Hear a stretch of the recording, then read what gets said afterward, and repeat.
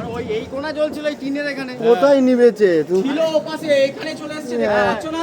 এই পাশটা নিভেছে কোথা দিয়ে তোমাদের মনে হচ্ছে? না, এই তিন ওই পাশে জ্বলছিল, এখন এই পাশে চলে এসেছে। যাচ্ছে দেখো তো চলে যাচ্ছে।